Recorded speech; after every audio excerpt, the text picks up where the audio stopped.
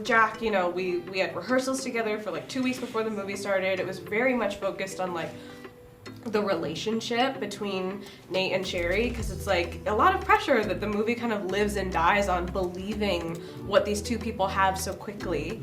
But luckily, I mean, we were just so aligned, like as people, as artists, we were just really kind of on the same page very quickly. And it was so nice to kind of find like comfort in someone like that and feel like you have like a partner and a friend. And then Ray is just this like big the presence situation. No, for sure. And so like that was like a really, when he came in, I think we both were like, there was like a whole new sense of energy, and he and I also created like a real, I think, kind of like partnership and camaraderie in a totally different way. So it was very much, I think, Sherry's experience to have two very strong relationships that were very different, but kind of, you know, equally powerful.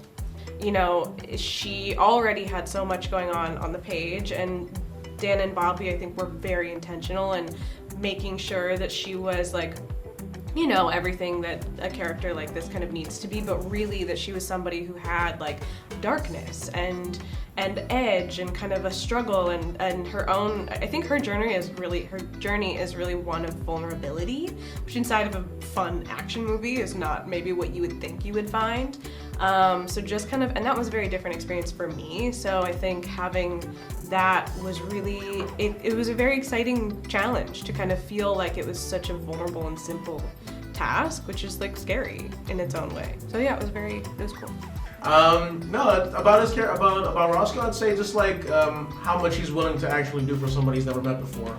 And really trying to help out at the end of the day. People think that the story is fighting for love, Yeah, Nate to Sherry. it's It's fighting for really friendship, Roscoe to Nate. The broship Come on. is what we're looking for. The broship is the real relationship. Well, Simon's motivations are kind of weird, you know. I don't think that he's necessarily about the finish line. I think he's about the doing of the heist, you know. I think that he gets off on inflicting pain, and that's definitely kind of the approach that I took. You know, Nate can't feel pain, he takes pleasure in pain, you know, and maybe can't feel any emotional pain in any real way. So I think that the whole movie kind of plays with that theme. I think Simon, you know, is the mastermind of the whole thing. And I think that part of his plan is maybe getting rid of the associates that I have. So, you know, I think that Simon looks at people as accessories, as tools, not necessarily as people, but you know, objects that he can use to his advantage. And yeah, he's a bad man.